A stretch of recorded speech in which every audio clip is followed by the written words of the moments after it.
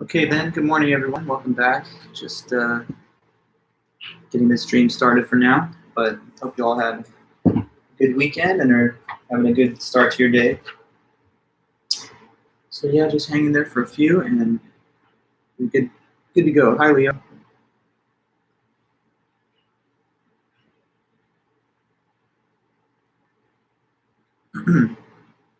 Hey there Jason.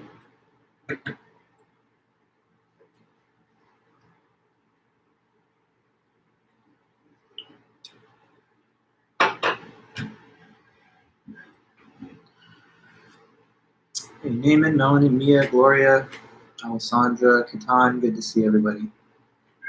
And hi Janice, Stephanie, Danielle, Brittany. Hope you're all doing good.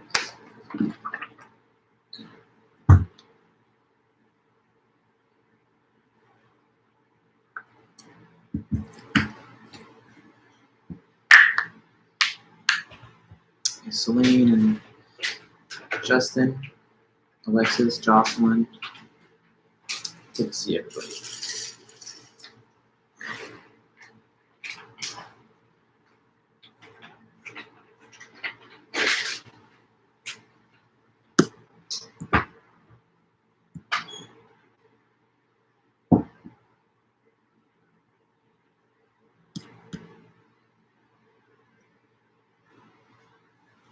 Okay.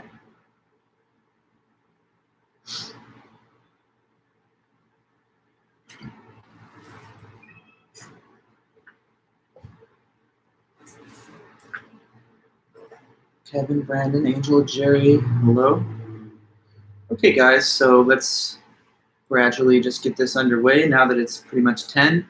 As usual, appreciate you guys being here today, and thanks so much for sticking through, a long semester. We're all trying to get through this pandemic and get through school, and so I appreciate all your hard work and all the different complications and things I'm sure that we've all dealt with throughout the semester and throughout the last year. We're finishing up the last author on philosophy of mind, which will be Alan Turing.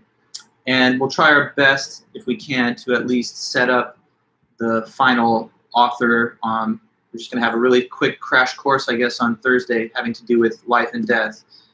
So on that day, we'll try to read Plato and Sartre. And I guess Derek Parfit will ultimately be the one author that might not make the cut. So as you guys know, we're going to have our second essay due next Tuesday. So sorry.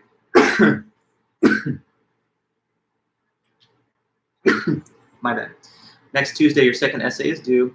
And hopefully you've identified your topic at a minimum and you're starting perhaps to work on a draft. That'd be great. Don't forget it though. It'll be due by class time of next week. After that, on Tuesday, we have 2 review sessions. Thank you, Angel. I'll send out the study guide for those review sessions after our lecture on Thursday. I just kind of want to see how much information to place on the study guide, and for that reason, I kind of want to know where we finish when we're done with that lecture meeting. But our final exam is on the Tuesday of May 18th, so it's 2 weeks from today. That means that 1 week from today, you have your paper due, and then I'll be grading that before the end of that week. And then you'll have your final exam the next upcoming Tuesday from 9 to 10:50 a.m. I'll send out the study guide, like I said, after the Thursday meeting, and then you can use that study guide to start preparing for the review sessions and for the exam itself. So just a couple of quick announcements. These are things that are all clear, I think, on the syllabus that we've talked about, but just to kind of make sure we don't forget, coming up to some key dates here at the end. I need to turn off this little chime that's happening with my microwave, so let me turn that off.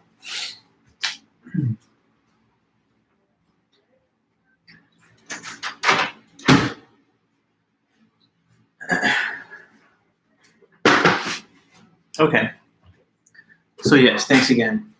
And as usual, anytime when you have questions, comments, anything that you'd like to ask or add to the conversation, it's always good to do that, so feel free to type whatever you can anytime into the chat. All right then, guys, so let's go back to one last author on philosophy of mind, and this is going to be the philosopher and computer scientist and just interesting overall historical figure, Alan Turing.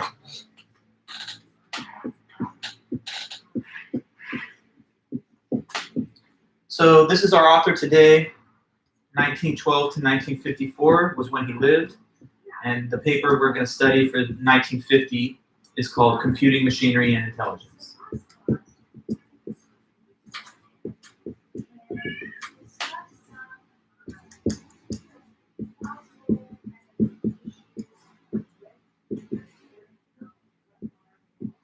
Computing Machinery and Intelligence by Alan Turing. I think I said a few biographical facts about Alan Turing, but now that we're going to fully analyze his whole article today, I want to make sure to mention those in this meeting too. So Alan Turing, he's widely known as the father of modern computer science, and in some circles he's considered the creator of the digital computer. The computer, such a revolutionary device. Look no further than what you're doing right now.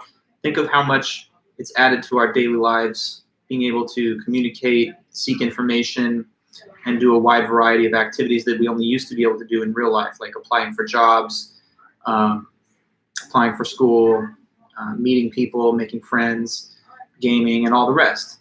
So anyway, computing. It's a major different technology that's ushered in a lot of new modern ways of life for our current day. And so he has a huge historical impact because of that contribution. Also, he was a code breaker for the Allies when we were fighting against the Nazis and the Axis powers during World War II. So he was intercepting encrypted messages that were being sent by the military of Germany and the other Axis powers, and was able to decode them so that we could effectively counter whatever military measures or offensives they were doing. So he also had a key role in helping us to overcome fascism in Nazi Germany. He was a gay man, and in the time that he lived, in the early half of the 20th century, there were all kinds of laws in different countries, including in Britain, against people being outed as gay. So he was outed by somebody, and then he was forced to go to court to defend himself. But he lost the case, and then they ordered him to undergo chemical castration, where you would take a bunch of drugs that are supposed to destroy your sex drives and your libido. And then he did die at a young age of 42 from cyanide poisoning. Basically, he had ingested cyanide tablets. Maybe it was suicide, but not everyone knows whether it is. And there was a movie made about him a few years ago, which Benedict Cumberbatch won the Best Actor for his portrayal of Turing in the movie called The Imitation Game, which is a good film. You should probably watch sometime if you can. Okay, so those biographical details aside, why is it that we still are reading about him in our class, in this philosophy class? Well, because he's making this argument here that someday machines will have consciousness, that machines, computers, whatever you want to call them, could actually achieve consciousness like what we have, that they could think, that they could, have ideas, that they could have a mental life and be conscious beings on a par with a human being. So that's his position, that someday machines could think, that they could have consciousness, and he's going to try and explain to you what the standard would be before we say they have consciousness, like what would be the criteria for judging that they have consciousness. And then he'll try to defend his view that this is possible against a range of objections that some critics maybe would make. Okay, so Alan Turing, Computing Machinery and Intelligence, the overall argument that he's trying to get us to agree with is that machines could have consciousness, but there's much to be said and there's a lot of details within it. So let's try and go over all the little details. All right, so I can erase this now that we've clearly understood his name, his dates, and the article itself.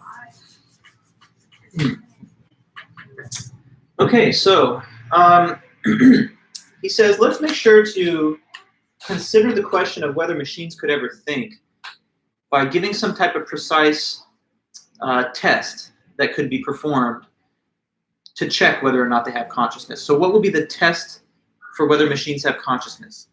Okay, so Turing describes this so-called test, and the first way he puts it is as an imitation game. Once he explains the imitation game and how it's played, he modifies certain features of it so that it is converted into a test for whether machines have consciousness.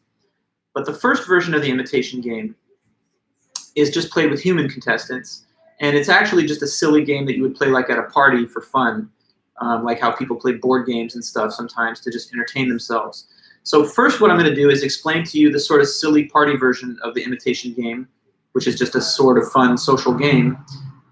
And then we'll try to show how this can be adapted to be turned into a test for whether machines have consciousness. Okay, so here we go. How's the imitation game work?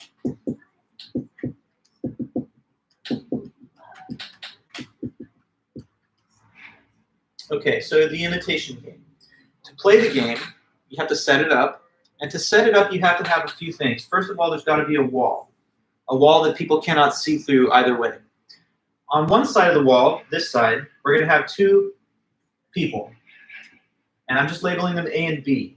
Now, one of the people is going to be a man. So here's the man. And the other person, let's say, is a woman. And so here she is.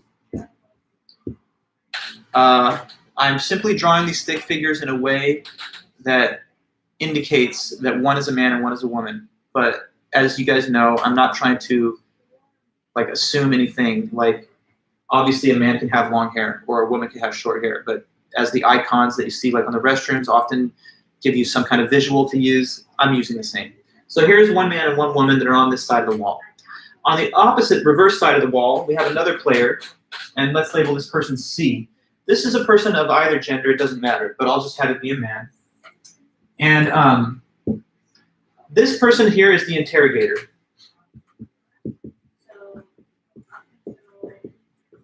And these two people are going to be interviewed by the interrogator, okay?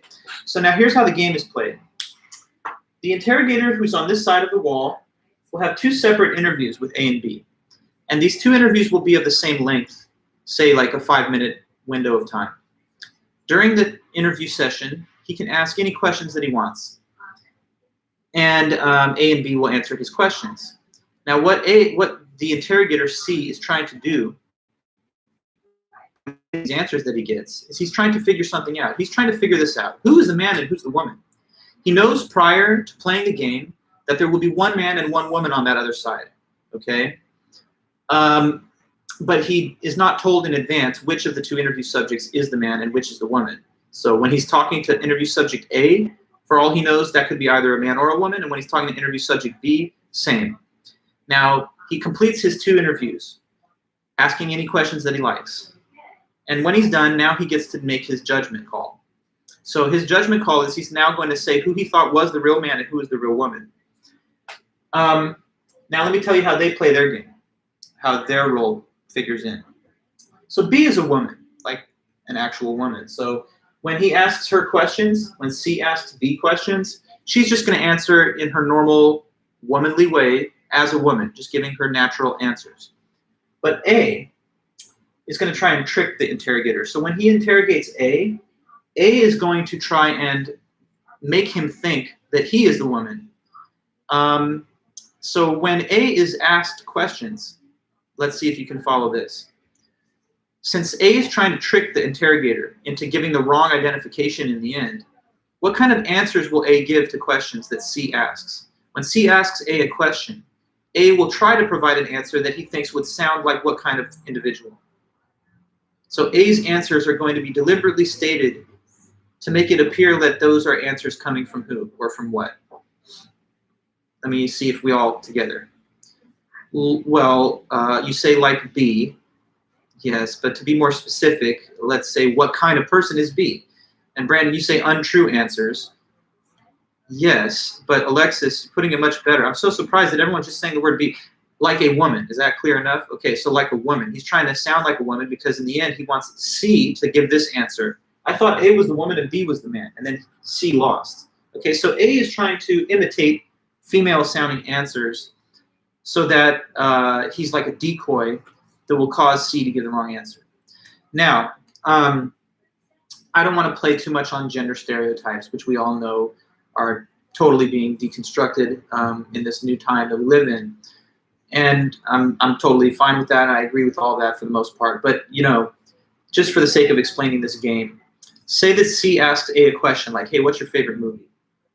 Like, what kind of genre of film would A perhaps answer? Well, he doesn't want to answer something that sounds hyper-masculine like, Fast and Furious, or, I don't know, some type of other like really violent, aggressive, manly type of film. So that would make it easy for C to tell that this is probably a man answering the question. So in case A is given such a question, I don't know, what kind of like stereotypical type of genre or film do you think might be the sort of answer A could give? So A, whether you're a man or a woman, imagine you're trying to give the most stereotypically like feminine female answer, maybe a romantic comedy or etc. Good question, Kobe. I was just saving that for a moment now, and we'll get to this. So, okay, good. Now we all, I guess, understand that A is trying to sound like a woman when he answered the questions. Okay, so here's my next thing to ask, and Kobe, I guess you're right on this point. You're already thinking ahead. The Notebook, there you go. Could be a great film for a man or a woman. I'm not saying, I agree with the conventional stereotype, but good. Okay, so now, next, how do you think these questions are going to be submitted, and how shall the answers be delivered back? In what medium or form? So that it doesn't become too easy to tell who's who, we obviously have to submit the answers, at least. In what way? So when the interview subjects are being given questions, how will they reply back and giving their answers? In what medium or in what method? To make sure that the answers that they give back cannot easily be determined as male or female. Yeah, they have to be written or typed. And why is that important, Naaman? Or Kobe, I guess you would understand too, since you asked this question. Why is it important to make sure that these are written answers, not spoken? For an obvious reason, I hope. Because if you could just hear the voice of whoever you're interviewing, then the tone of voice would be the dead giveaway. You'd be able to be like, okay, well, this is like a deeper tone. This is a higher pitched voice. And so just listening to them, regardless of what they say, I can tell that one sounds like a man and one sounds like a woman. So we eliminate that from being a part of the game by making sure the answers are submitted in writing or typed. That makes sure that the only thing you're able to use to judge is the content of the answer itself, not the way it sounds. Okay, now this is even more obvious perhaps, but let's just be really clear. Why is there a wall? Why is it that he's not allowed to see the people? I mean, that's perhaps even more obvious, but just to make sure, we don't let him hear the voices because he might be able to hear who's the man or who's the woman. We don't let him see the bodies that he's talking to because obviously, why? Because there's no game otherwise. I mean, I'm waiting for you to type it out, but I'm sure you're going to say that. There's no game otherwise. If you can just look at the person, then clearly you get the visual and you say like, okay, this is obviously a man I'm looking at, this is a woman, so I don't need to worry about the questions. So the nature of the game that we set up here and the way that it's played ensures that you're only going to be able to utilize the content of the written answers in making your judgment. Okay, so then in the end, what's a win for Mr. Interrogator is if he sees through the imitation of A and he could tell that was a man and B was a woman, then he says B's a woman, A's a man, and he got it right, so that's a win for him. But what's a loss for the interrogator, and I guess a win for the imitator, is if he mixes it up and he says, you know what, okay, I did the interviews, and in my mind, I think A is a woman and B is a man. So he thought B was the imitator and A was a real woman. Then he got it wrong. Okay, so now, how do we repurpose this silly little parlor game to be an actual test for whether machines could have consciousness? Are you ready for this? So here's all we got to do. We have to just simply swap out one of the human subjects on this side of the wall with a machine or computer. So let's take off the woman, B. And now we just simply substitute in her place a machine, a robot, computer. I'm trying to draw what looks like a little desktop or laptop. It's not perfect image, but it's definitely not a human stick figure. So you can tell A is the human and B is the machine. C is the interrogator. And the game now is going to be played in the same way. When you look up information online, if you're ever interested in it, it's pretty interesting to me anyway. And if you ever look this stuff up, you'll find that there's all kinds of AI research labs all around the globe that are performing tests just like this all the time, trying to achieve the standard that Turing set forth for consciousness of computers. Nowadays, for the most part, it's called the Turing Test. The imitation game was the original name of this, like, as I said to you, party game that people would play for fun. And he uses it as a model for how to test computers having consciousness. But in the decades that have passed since his death, it's been given his namesake, the Turing Test. So you'll see if you type in Turing Test on a Google search, all kinds of interesting stuff. Anyway, though, whether you call it the imitation game or / Turing Test, aka same thing, here's how it's played. Once again, it's much similar. So we have an interrogator who's going to ask questions in 2 separate interviews, to A and to B. And all he knows beforehand is that one of them is a human and one of them is a computer. But he's not told in advance, you know, which one is A and which one is B, whether A is the computer or the human or B, vice versa. So he gets to ask any questions that he likes, and A is a human, so he answers as a human. But B is a computer that's trying to imitate the style of answers and the quality of answers that a human would give. Now, what's a win for the interrogator in this game is post-interview sessions completed. If he got it right, if he says, I thought A was a human and B was a computer, that means that the computer did not imitate human answers well enough to deceive our interrogator. But what's a loss for the interrogator, and I guess a win for the machine, is if he gets it wrong. If after the interview he says, you know, I thought that B was a human and A was a computer, then he misidentified their identities. And what Turing said is this, okay? Simple. He says if and when, and for him it's actually more of a when than an if, to be honest. He doesn't think this is impossible. He just thinks eventually we'll get there when computers are that powerful, when they have that much processing power, data speed, and storage capacity. At some future time, he thinks when the computers are able to cause the interrogator to misidentify at about 50% failure, then we should say these are now thinking machines, because that will be the day, again, when the interrogator gets the wrong answer about half the time. If that starts happening and he just can't really tell the difference anymore, then Turing says, assume they have consciousness now, because that will be the time where you can't tell the difference, whether you're talking on the phone or in a, I shouldn't say phone because this is typed, but whether you're having a conversation with a human being or a computer. If you can no longer tell the difference, and it's just kind of like a random coin flip, like one time you get it right, another time you get it wrong,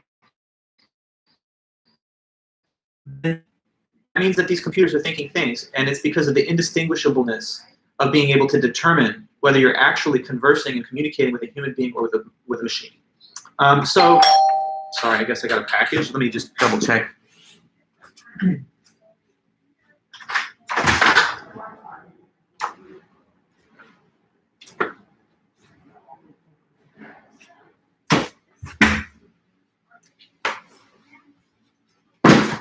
Okay, thank you. Can't leave that sitting on the doorstep, so just grabbed it. Stuff from FedEx, just some packages that I had ordered.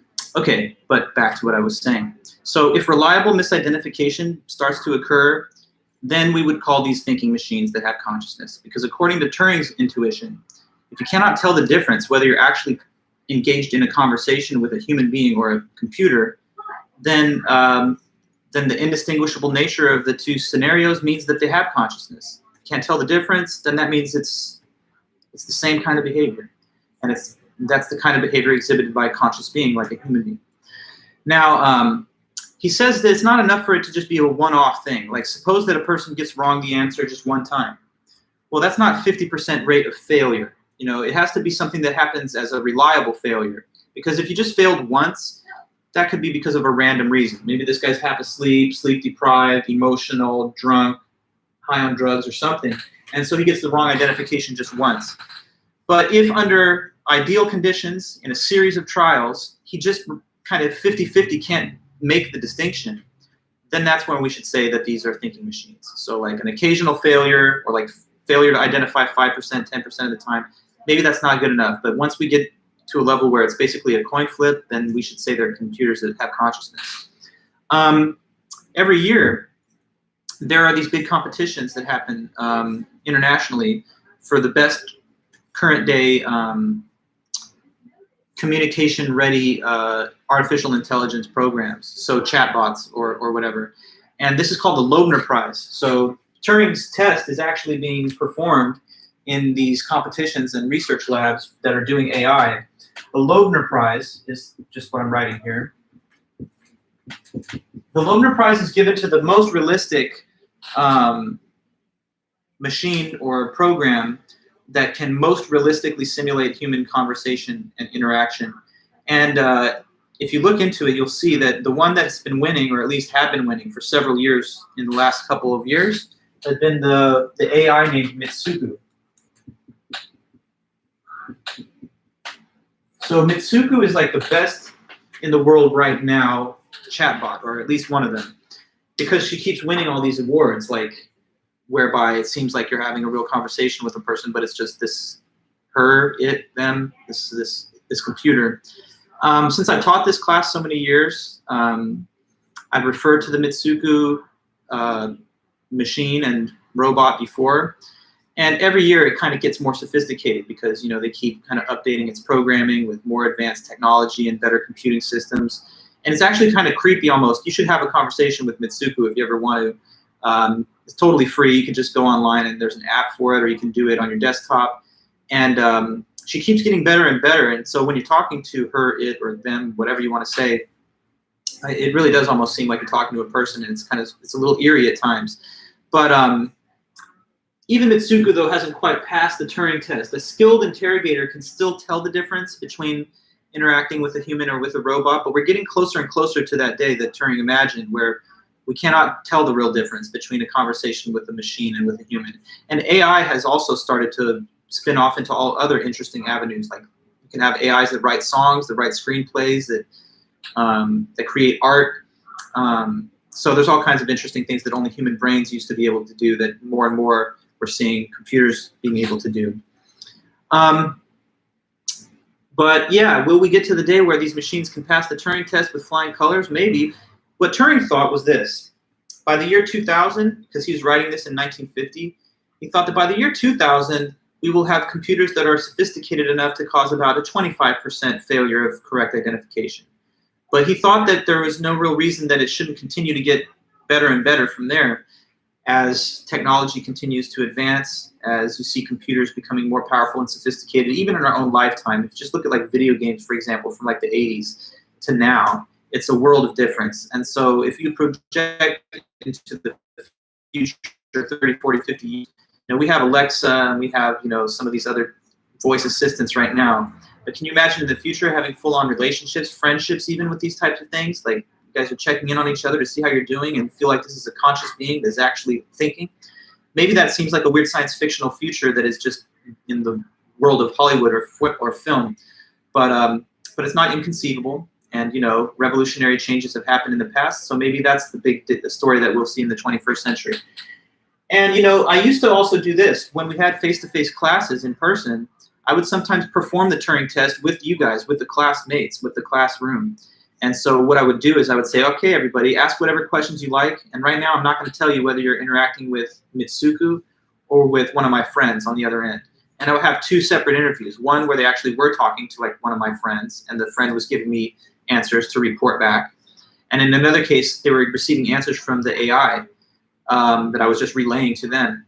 And you'd be surprised to know that a lot of cases the students couldn't tell the difference. Or when I asked at the end who was who, the diversity of opinion in the room was quite, you know, spread out. And so there wasn't like a consensus view, who was the human, who was the robot. So we're getting better at this, long story short. Now let me ask you this. Say you're the interrogator playing this Turing test. What kind of questions do you think you would ask your interview subjects?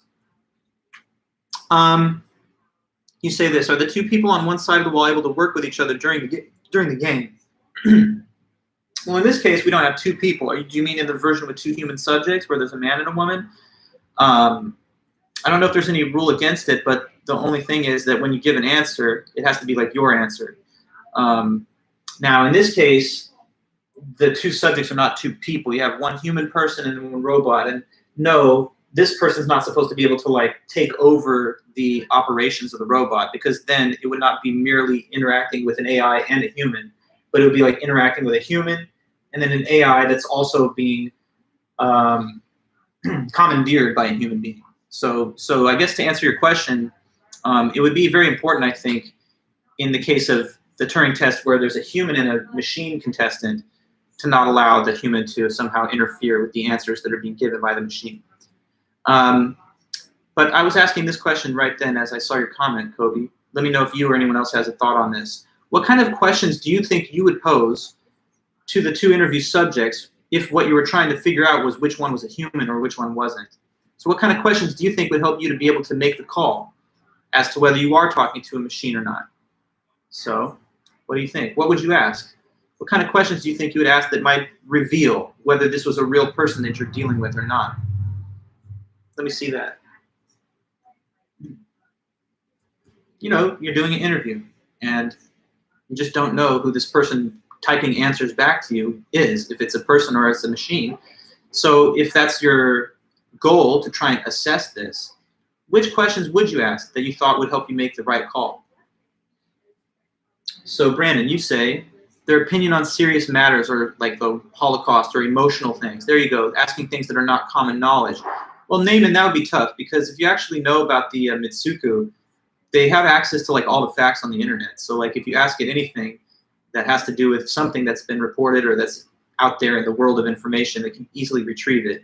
But I understand what you mean, like maybe something that that only a human being would be able to really point out or understand.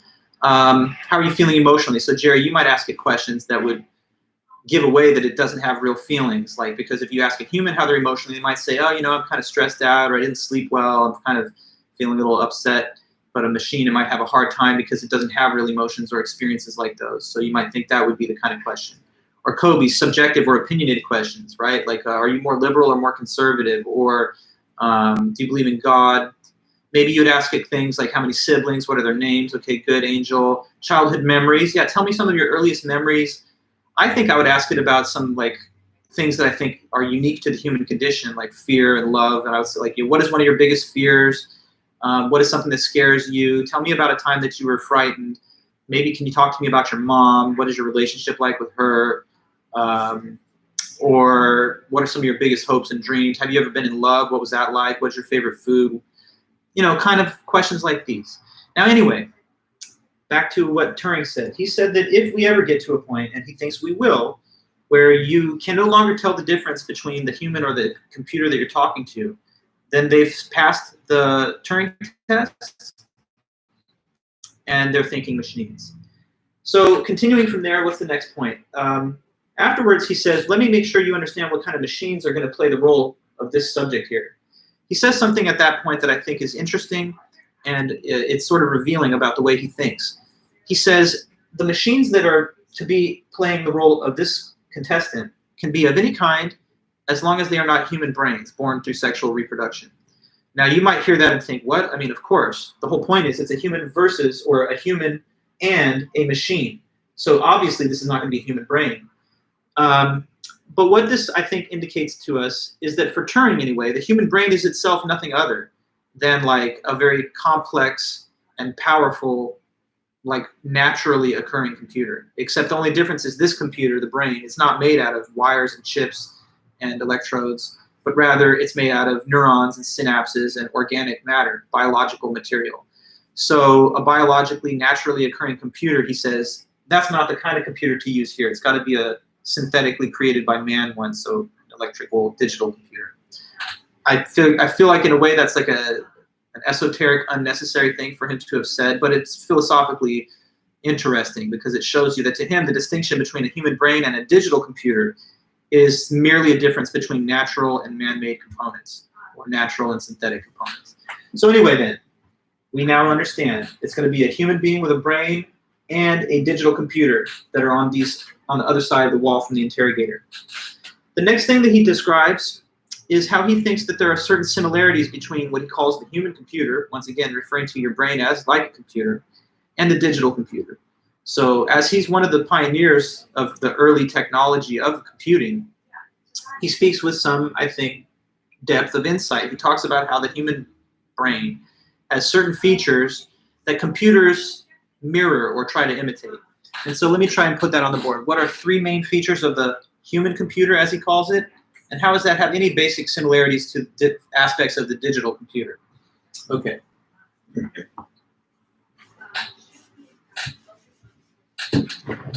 So as he puts it, there's these three main aspects of the so-called quote-unquote human computer. And if you like, just think of brain.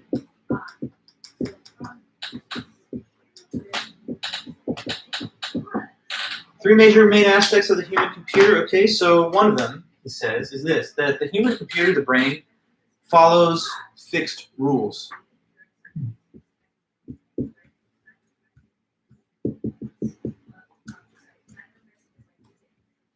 Okay, so meaning that a human being with our brain, whenever you're doing anything, everything you do is according to a specifiable set of rules. Everything we do has a rule-governed structure. So as an example, just look at what we're doing right now. Here I am, I'm talking to you and I'm lecturing to you. But I'm not speaking tongues or just like gnashing my teeth and making absurd like animal noises. I'm speaking to you according to the rules which govern the grammar and the vocabulary of the English language. So each sentence that I give has the sort of grammatical structure that's necessary for a complete sentence. You have a subject and a predicate. And so there are rules. Even though I'm not thinking about all the rules, you know, it kind of becomes second nature after a while, as you know, and you don't like think about how to construct a sentence. But there are rules, and they could be even placed, and they are placed in books that people can study when they're trying to learn a certain language. When I'm writing things on this board, you know, I'm not just doing weird scribbles that make no sense. I'm writing out words, sentences, statements in the English language according to, again, the rules for that. When you're riding a bike, you know, there's a certain method by which a person rides a bike that could be articulated in a rule or a series of rules, even though after you learn how to do it, it becomes automatic and it becomes second nature. Or playing a musical instrument, something that, again, happens according to a series of rules. And on, just walking down the street, right foot in front of the left foot in front of the right foot, shift your balance and keep moving forward. These are things that can and are specifiable according to a set of rules. So even when we're not necessarily thinking about rules, when you're typing things, writing things, speaking, physical movements, skills that you have developed, in every single case, this is not random behavior that deviates completely from any set of coherent or rational systematic rules. So the human brain is organized in the sense that it does obey fixed rules. The only exception to that would be like if a person has started to lose their mind to madness and they start doing things that no one can understand, running around in circles, banging their head against the wall, you know, screaming out gibberish. But aside from those exceptional cases of like total, you know, mental illness or whatever, the human brain still applies fixed rules. And even in some of those cases, we could probably find some type of rule that could specify or explain the type of behavior that's exhibited by a person that's having that type of psychosis. So following fixed rules is a core feature of the human computer. Aside from that, a second one is that, okay, he says the rules and information are contained in a so-called book. Okay, now that's a metaphor, the word book, so I'll put it in scare quotes, but I'll explain it too. The rules and information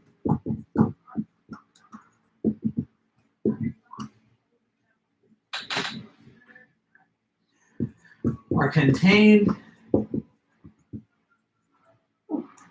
in a, okay, quote unquote, sorry, book. Okay, let me explain what that means. Think about it, what all information you have in your mind. I mean, you got a lot there. All the stuff that you're learning in school, all of your memories from the past, all of your just general knowledge about things happening in the world, scientific knowledge, academic knowledge, practical knowledge, your memory of all your friends' faces and names, and on and on and on. Facts about world history. We could continue with this, but there's so much that you do know. There's more that I guess you can still learn. That's why you're still in school and why you're still growing and changing and developing intellectually. But the point here is that there's a lot of information that we can draw on, and there's a lot of rule-based behavior that's also something that we can draw on. Now, where's it at? Where's all this information at? Well, it's in the brain, but he wants to use some kind of metaphor of like a storage basin for facts and information. Now, if he had written about this in 2021, you might have employed the metaphor of like a hard drive today, because like a hard drive, as you know, is like the storage medium for files, applications, and etc. in computers. But in 1950, there was no such thing yet as personal computers, so people didn't have the concept of the hard drive. So if he wanted to explain to the masses reading his paper in 1950, which is when this was written, what do you think of as something that could give you an idea of like a structure that contains information? Well, back then, they just had books, paper books, right? So books would contain all kinds of information, facts, etc. And so he says the brain, if you like, is kind of like a big book with a bunch of information and rules that are found within it. Now, the last thing he says, another major aspect of the human computer, is that, as he puts it, this so-called book of the mind or the brain has infinite paper. Okay, so that's the next and last point. The quote-unquote book has infinite quote-unquote paper. Okay, now all that means is that the storage capacity of the human brain, the amount of pages this so-called book has to write information onto, is essentially indefinite and unlimited in extent. So that's interesting, because with a real computer that has an actual hard drive, there's always a finite upper limitation to how much you can store. Is it a 10 gigabytes, 10 terabytes? You know, at a certain point, though, when you maximize its storage capacity, you have to stop adding information to it, or you have to delete files to create room. You all know that. Sometimes with your phone, you've taken too many pictures or you've saved too many files or videos. Now you have to kind of either put them on a zip drive or delete some stuff so that you can continue to add new content to the phone. Well, the human brain, though, as much information as it can store, it seems like there's a little difference here, because with you and I, there seems to be no upper boundary to how much new information that we can take on. So, like when you're learning philosophy right now, it's not like you have to say, oh, I'm running out of room, I need to clear some files, so let me get rid of history that I studied last year so that I can learn this philosophy without running up against the limits of my storage capacity. So anyway, with humans, we can always learn more. You can always add on or stack on additional information to your already established base of knowledge and facts and information. The only limitation to that, I guess, are the natural limits of your lifespan. And of course, if you undergo some type of cognitive decline through senility or disease or trauma of whatever type. So that's what's up with our human brain. If you think about it in a big structural sense, it's got a bunch of rules and information. We can say that's in a so-called book, and there's a lot of paper, maybe infinite. Now, how is that anyway similar to the digital computer?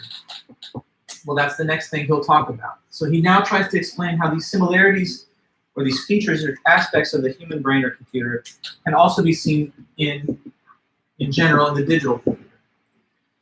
So with the digital computer, he thinks here are three major component or aspects of it. Number one, it has a store of information, kind of like the book metaphor that he just used in the prior set of notes. So we often call these things today the hard drive or whatever, but the open space that the computer has to write information, to store files, or to contain applications, whatever, that's the store of information that the computer has, comparable to the book or whatever of the mind. Then he says there's also an executive unit. Today we often call this the CPU, the central processing unit. But the executive unit simply carries out the actions and instructions that are found in the store of information. So this thing acts on and interprets the information from the store. Then you have a control unit, which simply makes sure that the executive unit follows the instructions and rules in a logical order rather than in a random or haphazard order. So digital computers have been built, he says, according to the basic principles of the human brain, as a system which can access information with an executive unit in a logical order. And because computers have been constructed along principles similar to the human brain, that allows us to outsource a lot of intellectual labor to the machines that in the past only a human brain could have done. So that frees us up to do a lot of things that we would have had to do that were tedious and time consuming before. Now we just have machines do it. Okay, so whether it's machines that are automated and are building cars on an assembly line, or whether it is, architect that wants to create blueprints. In the past, you would have had to make these detailed blueprints by hand, but now you can have a computer program that assists you in creating very precise blueprints in 3 dimensions or whatever else. Satellite-guided missiles, global satellite systems and GPS systems, self-driving cars, you name it. There's all kinds of things that only a human being could have done in the past, which now we can give that same task and duty to these robots and machines, and that makes our lives easier, more streamlined, and gives us more leisure and free time. Now, the next thing he talks about is how digital computers are what are known as discrete state machines. So I want to explain that if I can really quick. what does it mean for something to be a discrete state machine?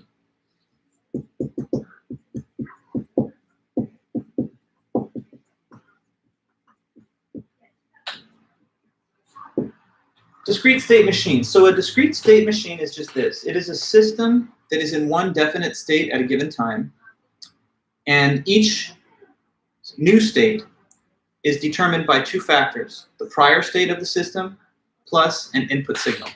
Okay, so let me put that here and we'll go into an explanation. A system that is in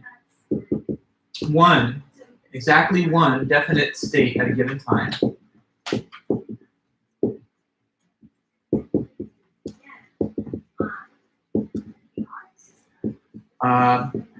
with each state determined by the two things I mentioned, determined by the prior state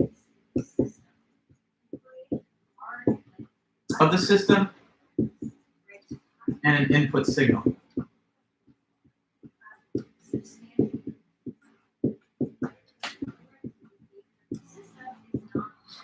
Okay, so a system that's in one state at a given time, and each state is determined by a prior state and input signal. So then, the best way I think to illustrate this is to give you like a real concrete example using an actual computer. So it's convenient to do that because today in 2021, pretty much all of us are walking around with little pocket computers on our person all the time. That's a smartphone. So these little smartphones, they're good for web browsing, sometimes doing all kinds of other computer-based applications and operations, as well as, of course, straight up old school telecommunications and texting. Now, they are digital computers themselves, and therefore they operate as discrete state machines. So here, let me show you something. Right now, this is my phone, so this is what I'll use as the example. It's a Samsung Ultra 5G S21 Plus. So right now it's in its off state. That's the current state of this system. But now we're going to see that it's in its lock screen. Okay, lock screen is the current state of the system. So just let's see if you can follow up on this. When the lock screen was displayed, that was based on these two factors: the prior state plus an input signal. So prior to the lock screen, what was the state of that computing system of my phone? As you just saw, before we were in the lock screen, what was the previous state just before that? Let me know. To get to the lock screen, we were first, just before that, at the prior state of what?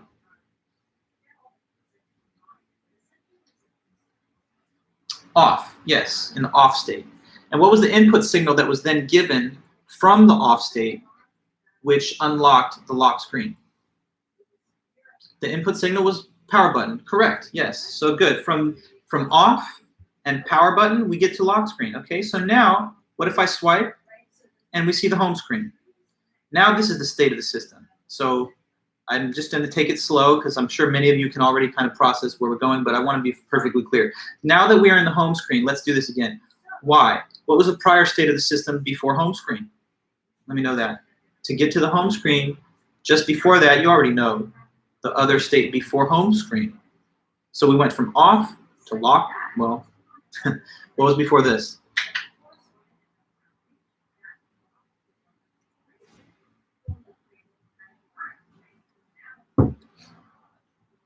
To get to our home screen, the prior state just before was lock screen. Very good. And then what was my input signal from lock screen to reveal and open the home screen?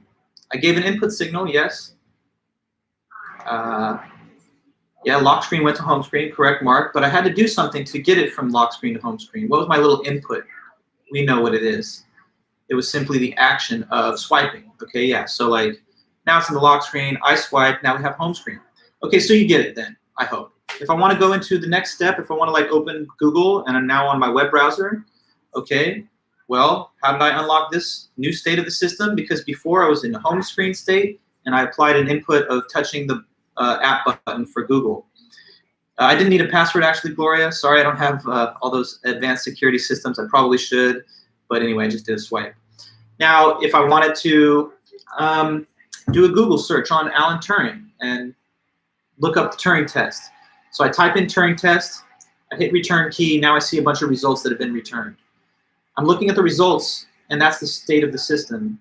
But why is it in that state? Because the prior state was having the search bar filled with Turing test, and then the input signal was hitting the enter key, which now opens up this new state of the system, okay? And if I click one of the links, now I'm looking at that state, and that is because prior to that I was in the results page, and I added the input signal of clicking on the link.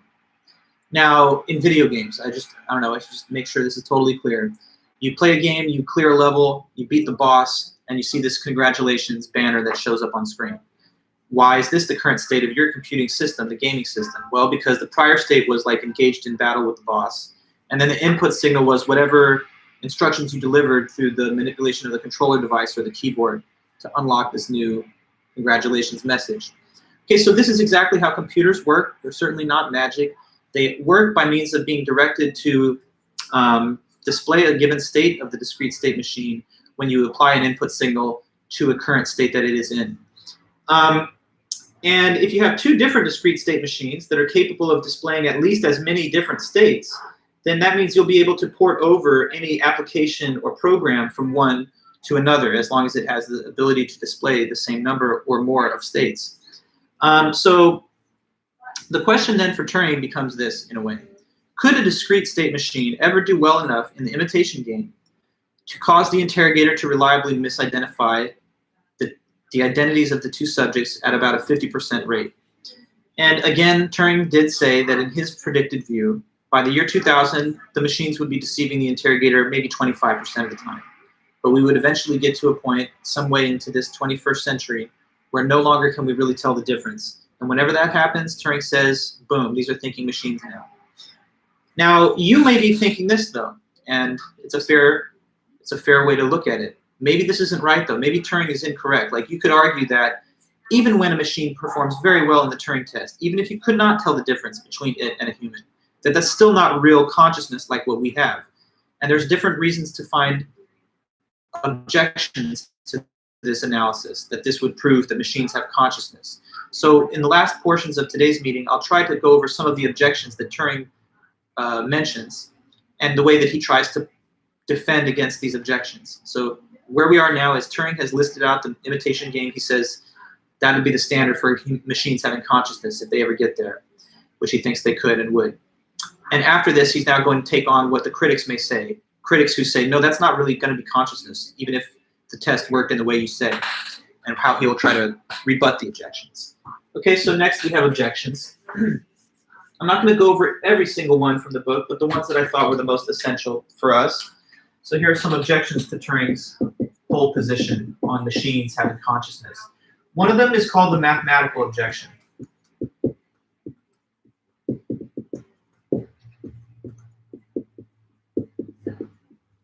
Okay, so this objection basically says that there are certain mathematical reasons, for certain technical reasons, there are some questions that a computer could never answer.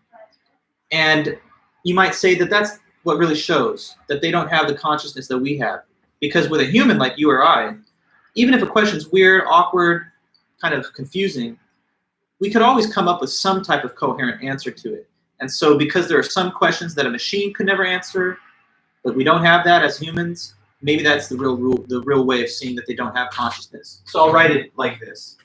For technical reasons,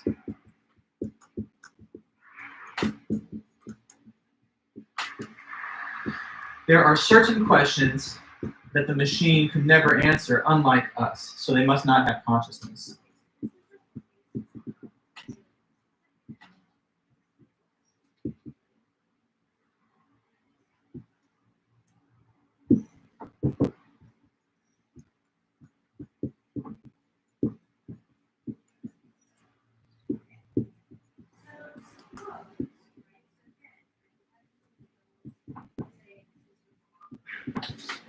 Okay, so it says there, for technical reasons, there's certain questions that machines could never answer, and that's not like us, and that's why they don't have consciousness. So what are these technical reasons? Okay, well, very briefly, There was this famous, well-known philosopher, logician, and mathematician of the 20th century. His name was Kurt Gödel, and he discovered a very, very important proof in logic and mathematics, which is known as the Undecidability Theorem. Sometimes it's called the Incompleteness Theorem. But what it basically shows, what he proved in this mathematically, is that there are certain questions that can never be answered from within a formal system, by the formal system itself. If such a question was posed to the formal or mathematical system, it would have to say cannot compute, or it would just time out because it would not be able to answer it from within its own set of rules. It's hard to come up with a clear example, but here's one I can try. Say that you're dealing with a calculator and you're trying to ask it to divide a positive number by 0. The calculator won't return a response because this is an undefined mathematical operation. So it'll just be like undefined, cannot compute. And so you might think then, well, when it comes to a human, we are much different because any question you give a human being will receive some type of answer because of the creative ability of the human mind, which does have consciousness, to contemplate the right type of answer. So does this show that we have the consciousness that computers could never have because they are limited by technical constraints such that there's some questions they could not perform an answer to? Well, you would think so maybe, but Turing has an interesting reply back. So here's Turing's reply, how he comes back against that. He says, you know what, we're no different actually, because there are also certain questions that a human being could never answer either. And so when you think about it, we are actually just like these same machines. So we are the same.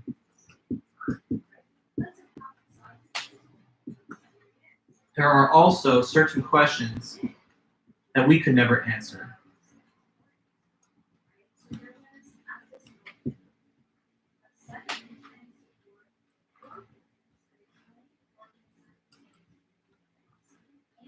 Okay, so the critic was trying to say humans and computers, different, because computers, there's limits to what questions they can answer, but not us. Now he's coming back and saying, no, there's actually no difference because we have the same kind of limits. We just don't usually think about these kind of questions because they're too hard to, you know, this like hurts your brain or whatever to think about. But like here, I'll try and throw some out at you. Here's a question, what's the biggest number? Just tell me that. What is the biggest number? So maybe some of you are thinking, oh, I got it, it's infinity.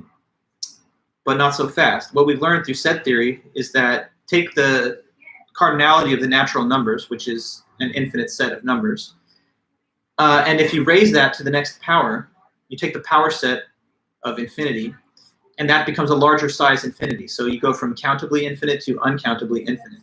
And then you can take the second set of infinity that you've raised to the next power and simply raise it to the next additional power. So it seems like infinities can keep getting bigger and bigger. So in fact, there's no like reasonable answer. It's just mind-boggling thinking of the biggest number. Or what if I ask you the smallest number? Same. Would you say it's 1? Not really, because you have all these real numbers that are like fractions of that, like 0.5. And even if it was like 0.0000 to however many decimals expanded out, you can always simply add another 0 to get another smaller numeric value. So there seems to be no way to answer the question, what's the smallest number, nor the biggest, or taking it into space and time. Let me ask you, has the universe always existed, or did it start at some point in time? We learned about the cosmological argument, but to be honest, it doesn't really settle all the difficult questions. If you say the universe has always been there, well, that kind of violates the principle of sufficient reason, because it means that it doesn't have any original explanation. If you say it started out of nothing, well, that's also going to violate like the laws of conservation of matter and, you know, energy. If you just say, oh, never mind, it's just God. God explains it. He created it and whatever. But if you say, okay, well then how could God always have existed? We get to the same problem. Is it just a being that's ultimate and never has any kind of origin, which is also mind-boggling. So when you get to these really, really deep fundamental questions about reality and concepts like those, maybe it's also true that we can't give an answer. You just shrug your shoulders like that, can't figure that one out. And so maybe the human brain is subject to similar conceptual limits as the computers, thereby eliminating the mentioned difference. Okay, so that's one objection that he tries to dismiss. Let me mention a couple others if I can. So the next one he calls the objection from consciousness.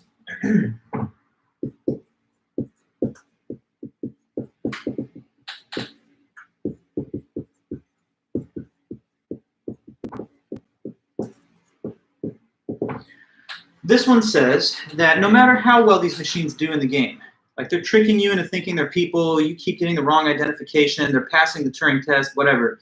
Somebody might say, no matter what they're doing in the game, though, it's not really consciousness, because when they answer the questions, they're not really having any thoughts or feelings inside. They're just like kind of input-output systems, you know? So like if some kind of string of linguistic symbols in writing is inputted into it, it provides an output of what it thinks is like a question answer that it should be giving. But it's not giving the answer because of thoughts, feelings, emotions, mental associations. So if I ask you, you know, what was your, I don't know, what was your most fondest memory with your parents as a kid?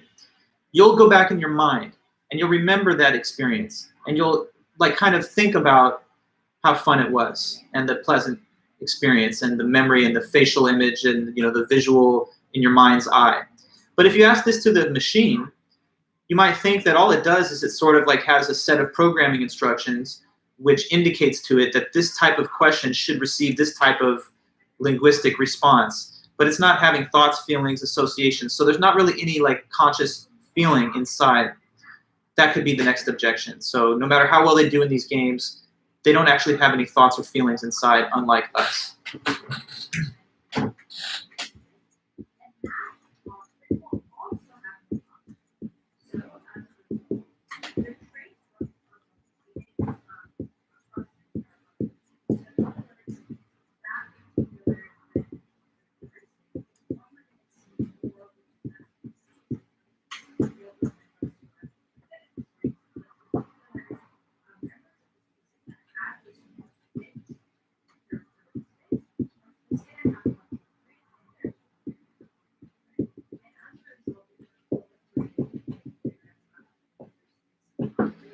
Okay, so if I ask you, tell me something that makes you really angry. When you start talking to me about it, you might start feeling a little heated just describing it. But a machine, you might argue, it could give you the same kind of verbal response or written response, but it wouldn't actually have the feelings on the inside that come together with it as a person does who has real consciousness. So what about that? Well, Turing has another clever reply. And his reply here is this. The reply is that you can never tell who has consciousness except by just observing them. Because at the end of the day, you only have first-person access to one consciousness. And whose is that? It's just yours. So you're locked into the person that you are. You can't perceive other people's thoughts and feelings from their first-person perspective.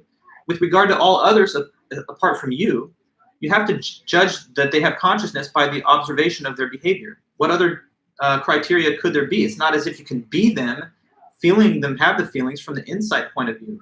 So what Turing says is, if you insist that they don't have feelings and thoughts because you are not the computer feeling yourself having them from the inside point of view, this is an impossible standard to achieve, because you can never verify directly that other beings have consciousness. You can only verify it indirectly by observing their behavior and comparing it to your own.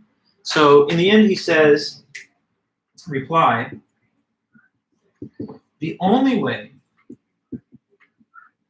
to determine if anything has consciousness, even people, is through their observed behavior.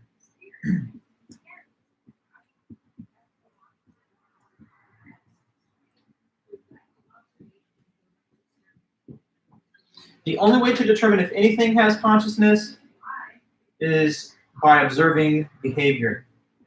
Because again, that's all you can do. You can't be the other being. It can only be you. So that's like, how do you know, in other words, that they don't have the feelings and thoughts that you're claiming that they must not have?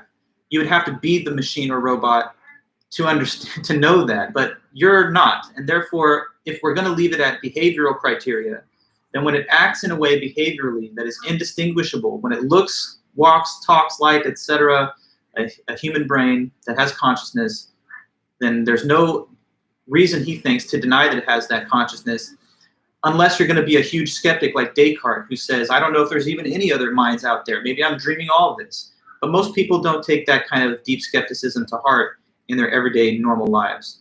So if it's a behavioral standard of consciousness, and they achieve that behavioral standard, then he thinks it's just not fair and it's demanding something impossible to claim that they must not have those internal feelings or thoughts. Now, Brandon, you say this: our feelings are all from our previous data given to us, so can't that be similar to a computer answering a certain way because of the past interactions with other tests?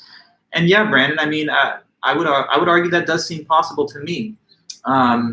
You know, if we take the comparison and the analogy of a human brain to a digital computer to be serious, and we think that there are certain significant similarities between the two, they both contain information and rules, they both have some kind of ability to execute actions or procedures based on those information and rules that we have, then yeah, you might imagine that the same way that we acquire emotional states could be observed or at least indicated by the behavior of machines that go through a similar type of process of experience, answering questions and engaging with others.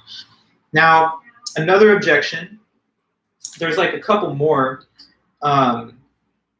One of them I'll just talk with you about because I think it's easy enough to have a conversation about rather than to write a bunch of bullet points. And you say since they don't have a reward center as an incentive towards different actions, that could be a major difference. Perhaps so. These are all open questions, right? And so in the 21st century, we'll probably get better answers to some of these as computers inevitably develop to another level. Another objection that he mentions is next is what he calls an objection from various disabilities. I thought this was one of the weakest objections, though, so it's easy for him to just kind of knock it out of the park. But here, I'll just say it quickly. Some people might say that, look, no matter how well these machines do in the imitation game, there's some things that humans do that they will never be able to do.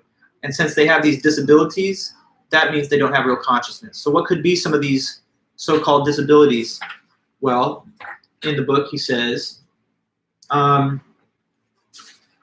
he imagines somebody telling you, you make machines do all these things, but they'll never be able to do X. And X could be kind, resourceful, beautiful, friendly, have an initiative, have a sense of humor, be funny, tell right from wrong, make mistakes, fall in love, enjoy strawberries and cream. You can tell it's a British writer saying that, but anyway. Be the subject of its own thought. Do something really new. And so maybe a person says that since we don't see robots or machines doing any of those things, being beautiful, falling in love, having a sense of humor, having ambitions, since we don't see that, then that means that's not real consciousness. It's not the real thing, despite their performance in the game. What does Turing say about that? Well, his reply here is, I think, pretty blunt and straightforward. He says, to anybody saying that machines cannot ever fall in love, be beautiful, have a sense of humor, why are they saying that? They must be saying that not because it's not possible for it to ever happen, just because so far to the present day, it has not happened, right? So as of today, yeah, we don't see robots falling in love, telling jokes, doing stand-up comedy, acting in movies. But he says, just because it hasn't happened yet, what reason is there to suppose that that cannot ever happen in the full future with all the time and industry and innovation that we expect to see as time continues on?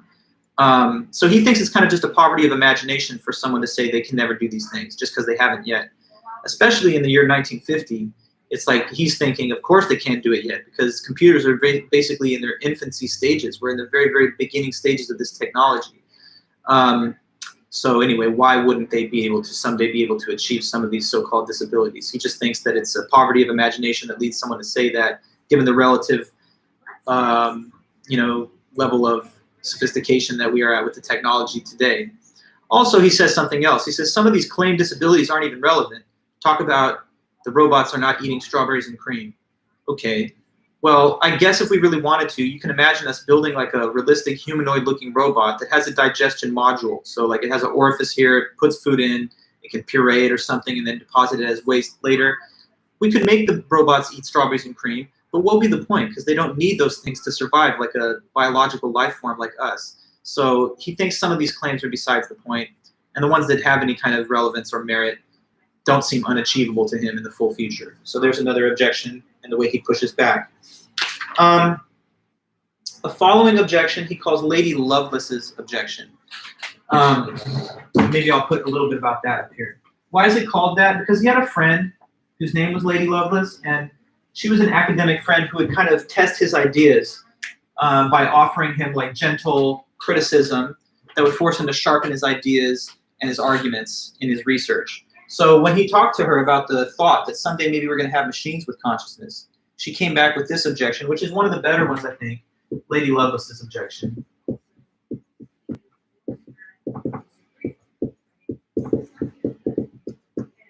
She said, okay, I think that's not going to be real consciousness, and here's why, because there's a major difference between us and them. The machines can only do what they've been programmed to do, unlike a human, and therefore that can't be consciousness. So the machines, unlike us, the machines can only do what they have been programmed to do, unlike us. So they can't go outside their programming.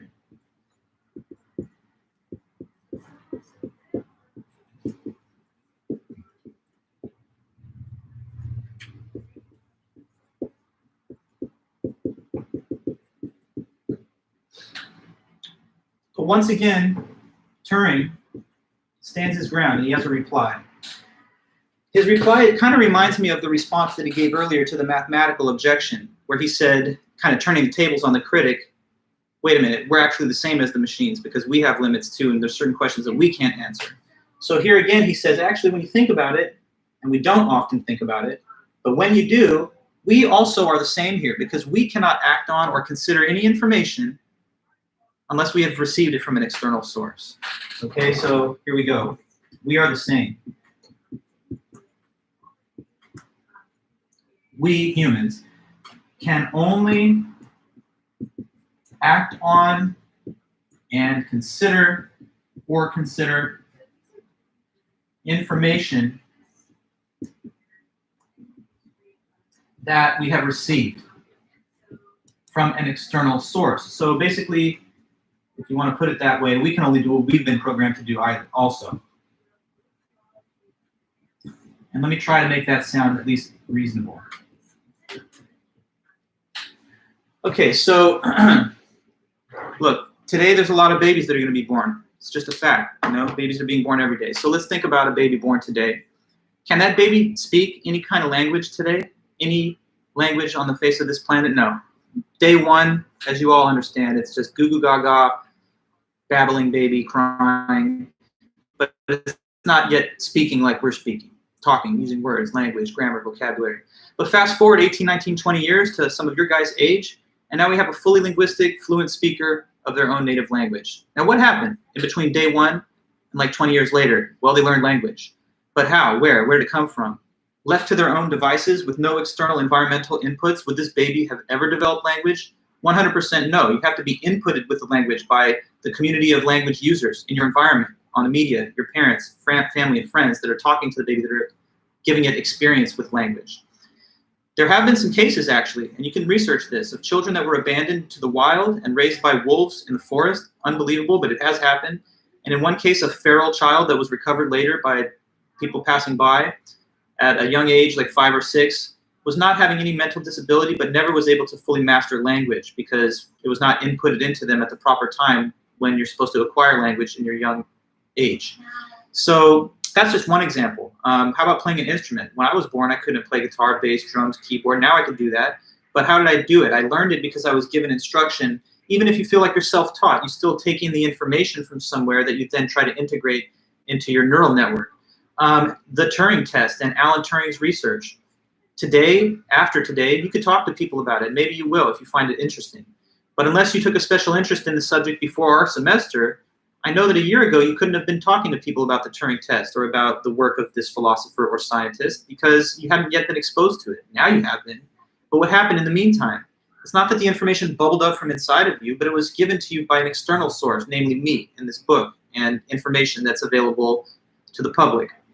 So whether it's, you know, speaking a language, walking, talking, riding a bike, playing a musical instrument, you know, you can't talk about a movie until you've seen it. You can discuss the plot and what you thought about it or how it was or review it, but until you've seen it, you don't have the input of the information to access, to consider. And if things happen tomorrow in this world, we can't talk about them today because they're not yet made available to our consciousness. So it sort of occurs to Turing anyway, that we are also a system of information and action, but that can only deal with the information that's somehow been given from some external source. The only difference, I guess, is that we can acquire the information much more quickly, store it much more deeply, and have much more of it than any existing computer can. But I guess they're catching up, perhaps, according to Turing anyway. So much for that objection. We're really the same, and we can only do the things we've been programmed to do as well. So really that's it. I mean, there's one last kind of objection at the end about how computers can never do anything informal. They can only act according to the rules given in their programming, but we can improvise. And in that case, he says, it's not real improvisation, though. If you go to a traffic light and you see red, you would know to stop. If you saw green, you would know to go. If you saw red and green, yes, you would improvise and carefully cross the intersection once you saw that it was safe, treating the malfunctioning traffic signal as a stop sign.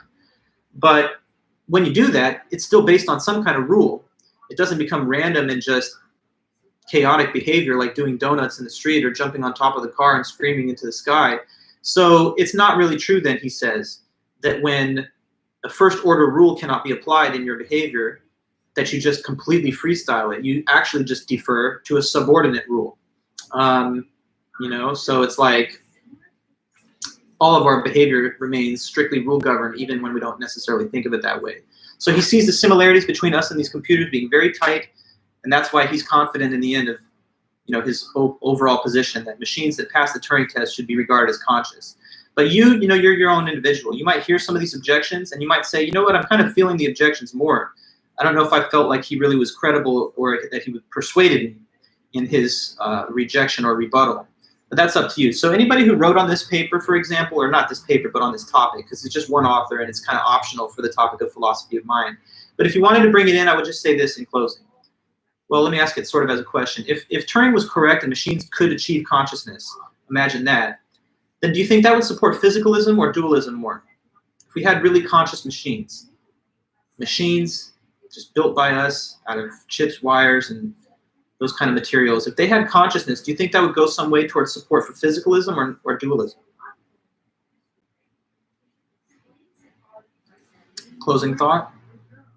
Because I'll tell you, but maybe I would see if you have the intuition on your own side. Thinking machines, if they had consciousness, does that mean it's all just made out of physical matter? Well, we're running out of time, so maybe you're just trying to time me out so you don't have to say. But here's what I'll tell you. It does seem to be more supportive of physicalism, of the physicalist position, because it would seem to prove the concept that consciousness can, in fact, arise in a totally physical system. Because, no, sorry, Jerry, it's physicalism. Because if a machine had consciousness, I'm sure we can agree that nobody thinks that there's a soul in the machine, right? That there's like some ghost in that machine, because it's literally an item of human technology.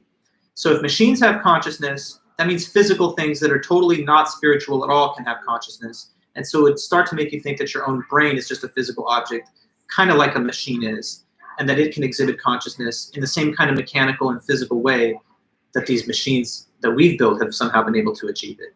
So kind of eliminate the need to think there's any kind of ghost, because a man-made object that's certainly physical would have consciousness then, thereby exhibiting a proof of the idea that consciousness does not need to appear only in something that has a soul. Okay, well, thanks guys so much. I really appreciate everything. And when we come back on Thursday, it's our last lecture. Next week, we just have 2 review sessions. The lecture on Thursday is going to be about life and death. So I just want you to read the article by Plato called On the Harmony of the Soul, and also the article by Jean-Paul Sartre, which is called Existentialism. And we'll try to cap off the semester with those 2 writings for Thursday's meeting. So anyway, then let me know if we're good. Sorry to keep you an extra minute. But if you're okay with it and everything's fine, then just say goodbye and I'll close the stream. We'll be back on Thursday. Okay, great. Thanks, Kevin, and everybody else. I always appreciate you guys' attendance and your comments. So until next time, have a good one, and I'll see you back then. Okay, bye-bye, guys.